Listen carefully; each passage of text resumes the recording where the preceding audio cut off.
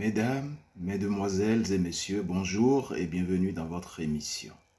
C'est un plaisir pour moi, Guillaume Adouvi, fondateur des éditions Ibidoun, maison d'édition de livres orientée vers l'Afrique et ses diasporas, mais également toute la communauté afro-descendante de l'Amérique, des Antilles et des Caraïbes.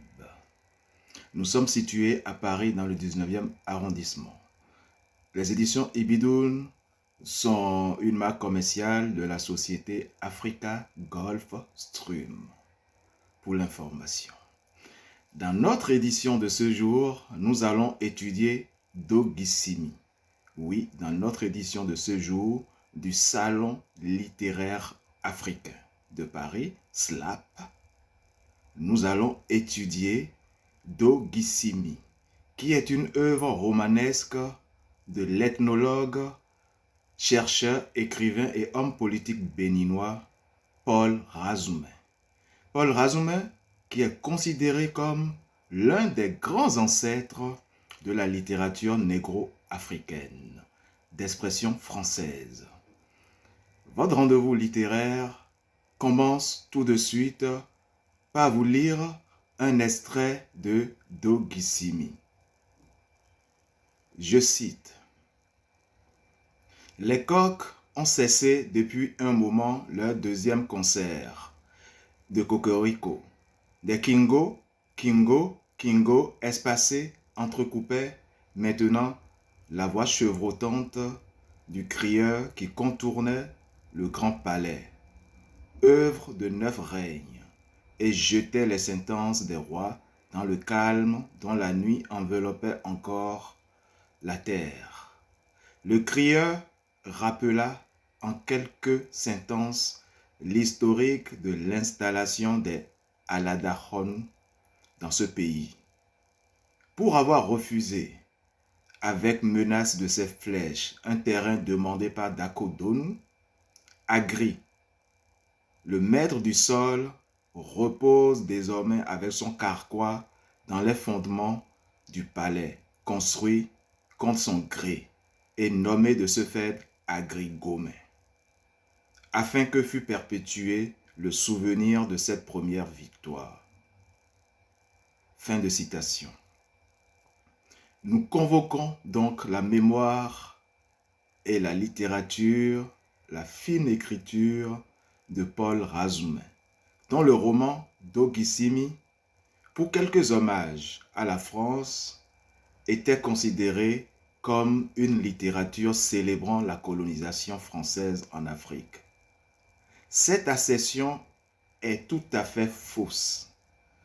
J'ai proposé cette œuvre Dogissimi de Paul Razoumen qui s'inscrit également comme Batouala de René Maran que j'avais proposé sur les antennes de la radio L'Afrique d'une seule voix la semaine dernière et je vous ferai partager cette émission ici très prochainement sur notre chaîne SLAP de TV Ibidoun.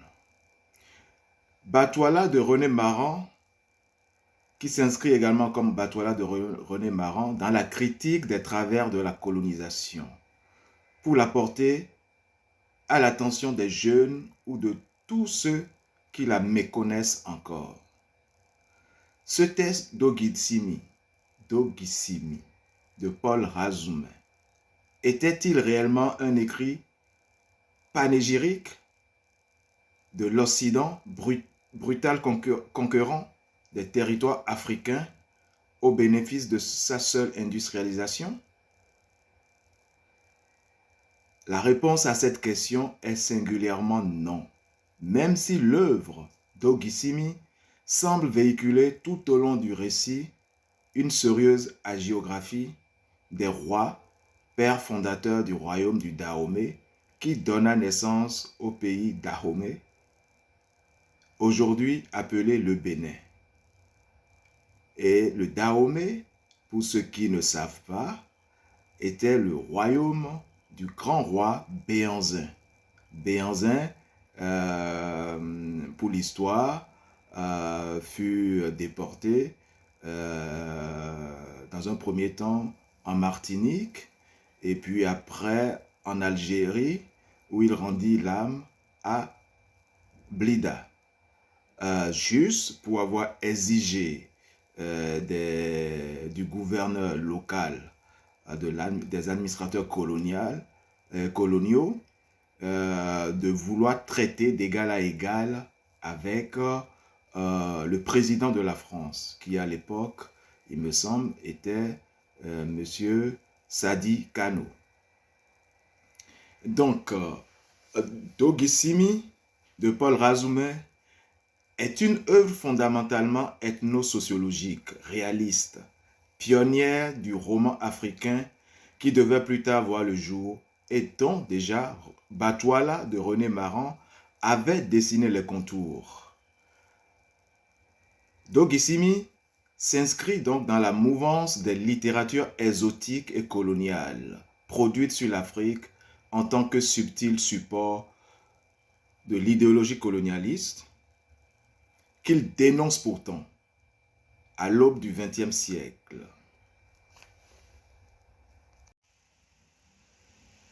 Les premiers récits romanesques africains ont tous été taxés, sans autre mesure, d'œuvres de consentement à l'ordre colonial occidental par une certaine critique littéraire de l'époque qui aurait peut-être souhaité que les auteurs affrontent avec véhémence et virulence et toute l'acidité et l'acrimonie qui les animait, eu égard aux atrocités de l'époque coloniale, affrontent, comment dire, de visu directement l'administration coloniale, l'oppresseur français et belge de l'époque, puisque c'est de l'espace francophone qu'il s'agit. C'est de l'Afrique francophone qu'il s'agit. Dogissimi n'a pas échappé aussi à ce jugement. Mais Dogissimi reste jusqu'aujourd'hui un roman culte produit par le Dahoméen, aujourd'hui béninois, Paul Razoumet, qui est un texte dont l'ambition première et manifeste est de justifier, de célébrer non pas l'entreprise coloniale, mais la sociologie l'ethnosociologie qui prévalait à l'époque au Dahomey, dans son pays. C'est ce qu'il faut retenir. Et c'est l'avis de quelques-uns qui critiquaient, mais quand nous allons rentrer en profondeur dans l'œuvre, vous allez comprendre qu'il était plus question du Dahomey, de ses mœurs, que de célébrer une administration coloniale. Bien sûr que le personnage principal, enfin l'auteur, a orienté son œuvre qui présentait un aspect très humaniste, et vous comprendrez tout à l'heure que dans la responsabilité royale, monarchique ou même présidentielle, un chef doit s'occuper et veiller sur la sécurité de tous. Et justement, l'auteur se préoccupait du sort réservé à certains amis blancs dans certaines contrées. Et avec la peinture qui accompagnait, ça avait pu faire penser à certains autres que l'auteur était du côté purement de l'administration coloniale. Mais ce n'est pas le cas. Nous allons continuer notre incursion dans cette littérature.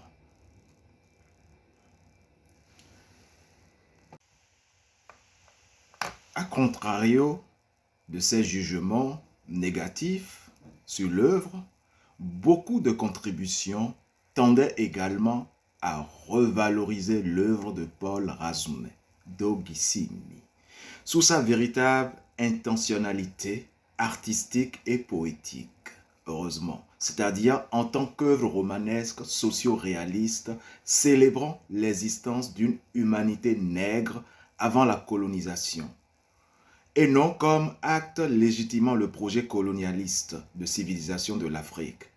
Dans l'esprit pas toujours dans la lettre, de ce que les théoriciens de la littérature française ont nommé Nouvelle Critique en 1960, Roland Barthes semble-t-il a raison de dire que l'œuvre véritable se définit d'être à la fois sens et silence. Aucune œuvre ne propose une signification ultime en laquelle définitivement elle s'épanouirait.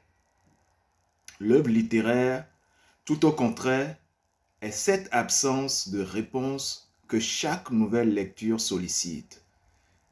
Elle est un test à relire pour toujours. Elle doit faire courir à toute critique le risque d'une nouvelle interprétation, somme toute éphémère au final. Fin de citation. D'Ogisimi, donc, est une littérature consensuelle. Mais d'aucuns diront que c'était une littérature de consentement ou une caractérisation idéologique. C'est leur avis. Nous n'allons pas nous prononcer sur cela aujourd'hui, mais on reviendra sur l'œuvre. D'Ogisimi, pour nous, n'est pas une œuvre témoignage du consentement des peuples noirs à la colonisation occidentale du siècle dernier, comme cela s'entend encore dire. Le roman de Paul Razoumen, bien au contraire, est une véritable docu-fiction socio-réaliste, un documentaire fiction socio-réaliste, plus un témoignage de l'existence africaine avec ses us et coutumes simplement différentes des habitudes d'autres civilisations européennes, notamment des us et coutumes que nièrent certains intellectuels foncièrement racistes de l'époque, par exemple Arthur de Gobineau ou de Vacher, de Lapourge, Ernest Renan et autres. Il est particulièrement difficile de concevoir d'Ogisimi comme un roman dithyrambique du fait colonial français sur le Dahomey du roi Guézo. De quoi s'agit-il réellement quand on parle de l'œuvre du romancier dahoméen d'Ogisimi de Paul Razoumen, pour les Béninois qui l'appelaient affectueusement Ralozoumen, Landema Quincquin, Lozoumen, Landema Quincquin. En fait, d'Ogisimi raconte l'histoire de l'installation définitive qui donna son nom au Dahomey, mais aussi son nom au Dahomey. Dahomey, en langue fongbe, ça veut dire Danhome, dans le ventre du Dan. Et vous verrez tout à l'heure que Dan était un de ces personnages propriétaires terriens, comme Agri, dont j'ai lu l'extrait tout à l'heure, qui possédait les terres, et les Aladanou et Aladachonu, comme on dit. Aladachonu, rapidement, pour ceux qui ne savent pas, puisque c'est de l'histoire du Dahomey qu'il s'agit, sont des descendants du royaume de Tado. Et le royaume du Tado a été envahi par des gens dont la migration séculaire remonte peut-être à la vallée du Nil. Et le royaume de Tado a été envahi, vaincu.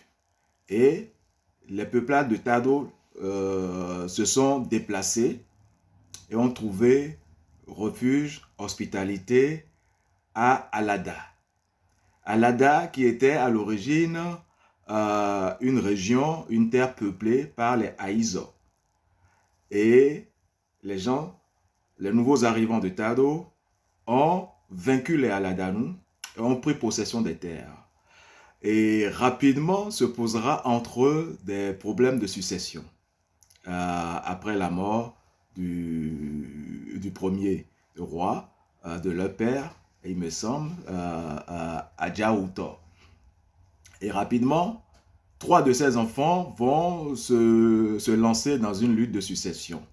Et avec intelligence, 2 vont se dresser, s'ériger vers d'autres directions, donc vers Porto Novo, et où l'un vers Porto Novo, où il fonda le royaume de Porto Novo, et l'autre vers Abomey, où il fonda le royaume d'Abomey, qui donnera naissance plus tard au royaume du Dahomey.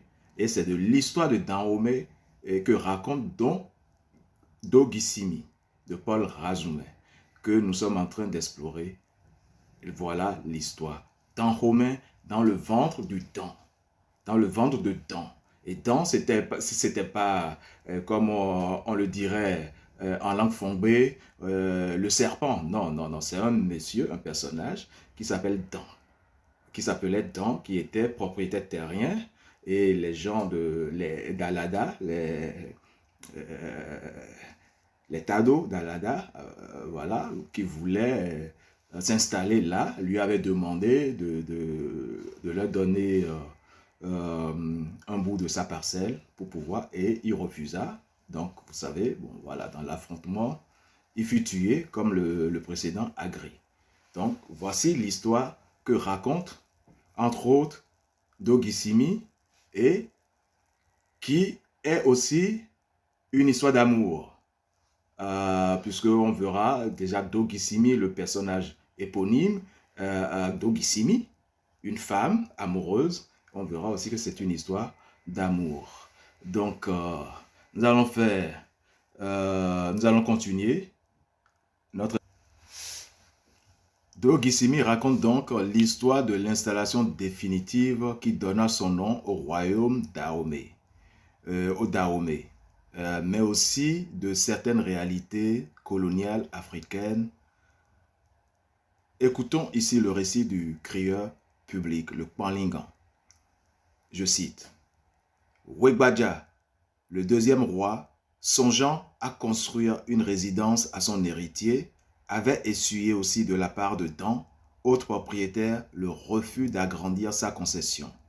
Dan a subi le même sort qu'Agri, dont il a renouvelé l'insolence. Wegbaja nomma Dahomey le nouveau palais pour signifier qu'il a été édifié sur la dépouille de Dan, châtié pour avoir méconnu lui aussi la loi de l'hospitalité. Après avoir célébré la gloire de Wegbaja, vénéré comme fondateur du royaume parce que promoteur de l'idée d'asseoir définitivement dans le pays la tribu errante et de lui soumettre les autochtones, Kwanlingan fit d'une voix plus solennelle, je cite encore, « Vainqueur de Dala, tu fus brave et d'un coup fort de sa baguette sur la petite clochette de sa cloche géminée, il indiqua la fin des sentences du roi. Dogisimi, page 18. Dogisimi est donc une œuvre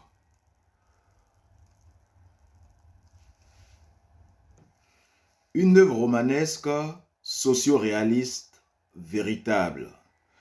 D'un point de vue littéraire, Dogisimi est une œuvre romanesque, certes. C'est l'histoire du personnage éponyme Dogisimi, qui est l'épouse fatalement et inconditionnellement amoureuse du prince Tofa. Le récit semble se dérouler sous le règne du roi Gezo, entre 1818 et 1848. À cette époque, le fougueux roi Gezo, en dépit de l'opposition de ses oracles, le Fa, à toute velléité de guerre, entreprend tout de même une campagne guerrière contre ses voisins du nord, les Mahinous de Hundroto. Il prétend vouloir venger 3 de ses amis blancs qui, bien que jouissant de la protection royale, ont été massacrés par les Mahinous lors d'un voyage dans la contrée des Mahinous. Il est, je cite, « Il est temps, vous en conviendrez, dit-il, d'aller venger nos amis les Blancs, massacrés à Kenglo. Je ferai expier ce crime à tous les Mahinous, en commençant par ceux de Hundroto, que le rapport de Boya à Lowe originaire de ce pays, rend responsable du meurtre des Blancs. Mes 3 premières guerres ont été entreprises pour rendre hommage à mes ancêtres. La 4e doit venger la mémoire de nos amis d'outre-mer, si lâchement massacrés à Kenglo, page 14, Dogissimi. La campagne tourna au désastre et le Dahomey est défait. Tofa, qui participait à cette expédition, disparaît au cours de la bataille. Le prince Tofa, dont Dogissimi, la femme d'Ogissimi, est amoureuse. Nul ne sait s'il a été tué ou fait prisonnier. Cependant, un prince rival, ému par la beauté et l'audace de Dogissimi, qui accusa publiquement Gezo, le roi Gezo, de s'être volontairement débarrassé de son époux à cause d'une dette gênante, essaye alors d'obtenir les faveurs de l'héroïne, désormais seule et injustement condamnée à la fustigation pour un acte d'adultère imaginaire, en lieu et place du châtiment exemplaire et immédiat que le peuple et les courtisans de la cour réclamaient en de pareilles circonstances. Lorsqu'elle apprend la mort de son bien-aimé à l'occasion d'une nouvelle campagne, toujours contre les Marinous, mais campagne cette fois victorieuse, Dogissimi refuse les avances du Vidaho et obtient d'être ensevelie vivante avec son défunt époux dans le mausolée de celui-ci. Par cet acte, l'héroïne lui témoigne ainsi sa fidélité exemplaire, à l'instar des reines qui accompagnaient habituellement de cette façon étrange et particulière leurs époux dans l'au-delà. Les critiques littéraires ne doivent cependant pas se méprendre sur cette fiction aux tragiques allures shakespeariennes de Roméo et Juliette. Au-delà de la nature romanesque de l'œuvre, il est bien question d'une véritable docu-fiction sur l'histoire et la vie, sur les mœurs et coutumes, sur les croyances et pratiques spiritualistes et religieuses du Dahomey au temps du roi Gezo. C'est même à la faveur de sa qualité de document socio-ethnologique réaliste, au titre de sa valeur d'intelligent reportage, que le roman de Paul Razoumin connut un beau succès, qui lui valut entre autres en 1939 la médaille Patria Scientis de l'Académie des sciences d'outre-mer.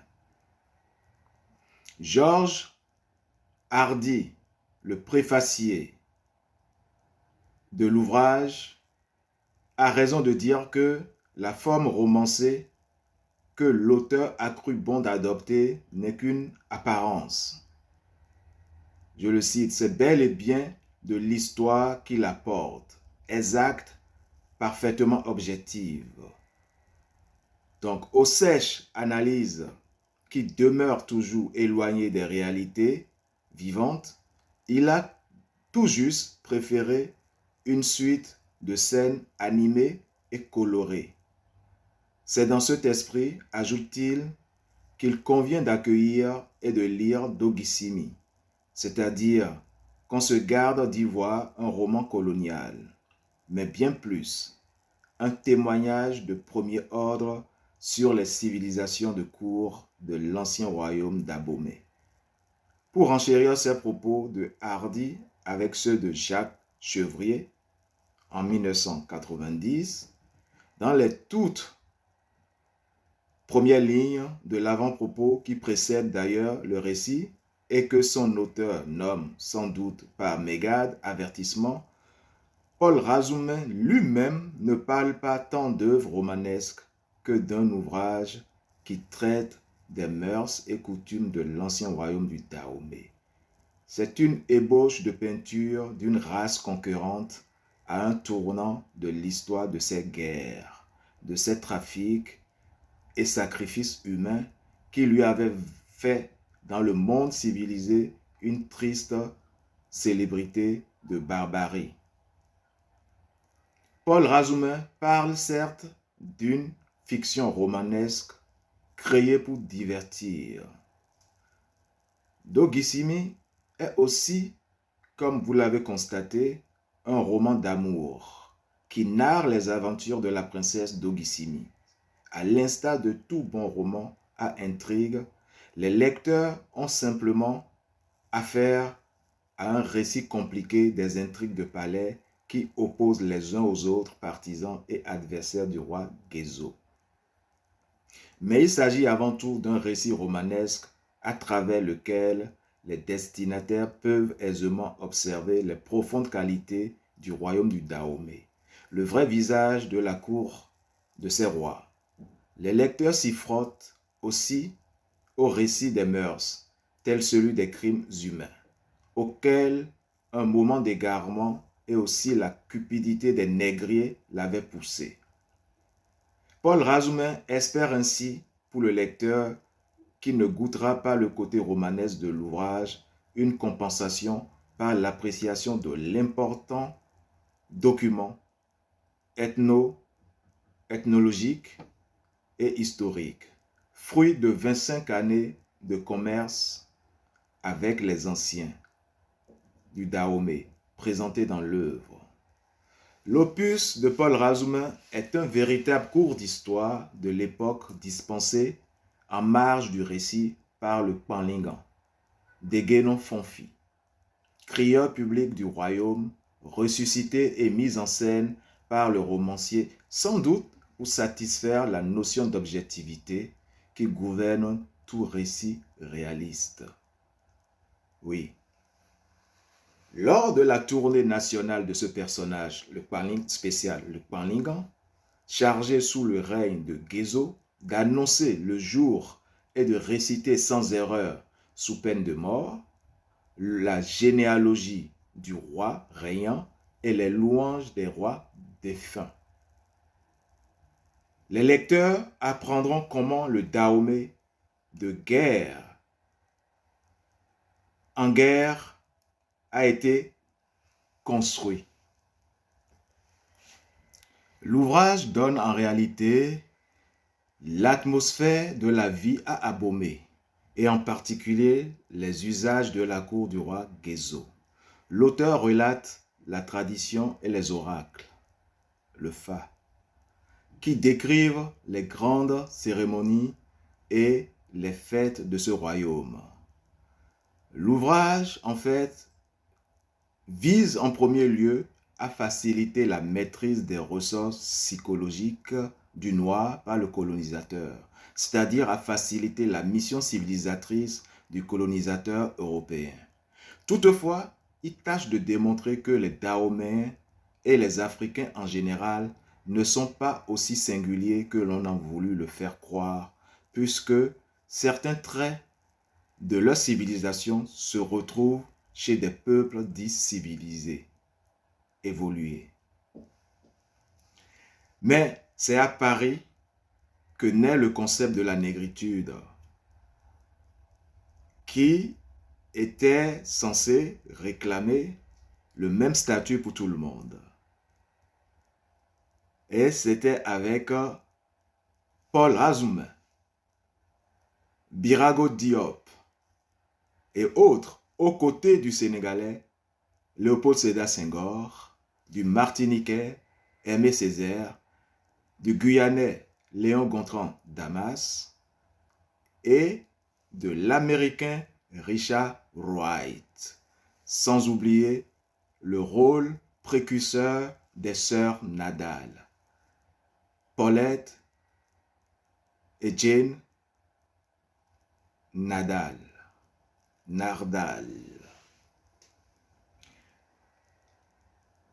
Jean-Paul Sartre, leur ami, l'ami blanc des intellectuels africains, et qui est considéré comme l'un de ceux qui contribuèrent au lancement de la revue Présence africaine, tribune de l'intelligentsia d'Afrique noire depuis plus de 30 ans, joua également un grand rôle pour faire asseoir et reconnaître d'abord l'authenticité africaine, puisque dans la négritude, il était question de l'expression assumée, affichée de l'africanité dans tout, contre la francité voulue et généralisée par l'administration coloniale.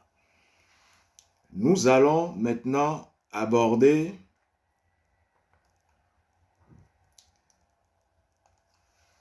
l'autre aspect de notre émission, c'est-à-dire essayer de mieux connaître l'auteur, Paul Razoumet.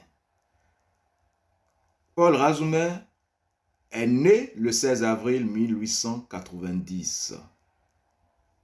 Il est l'auteur de Dogissimi, de cette œuvre. Mais Paul Razoumet est fils d'une famille princière de l'ancien royaume du sud Dahomey, Porto Novo. Ses prestigieux ancêtres sont en effet de hauts dignitaires de la cour du roi Sodji.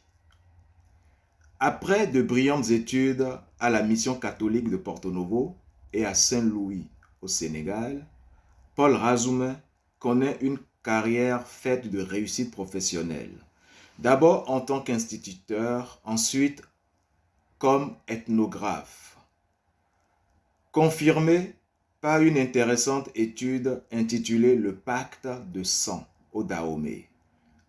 Enfin, comme homme politique, élu notamment à l'Assemblée de l'Union française où il fut vice-président de la Commission des affaires culturelles et des civilisations d'outre-mer et représentant de la dite Assemblée au Conseil supérieur des recherches sociologiques d'outre-mer.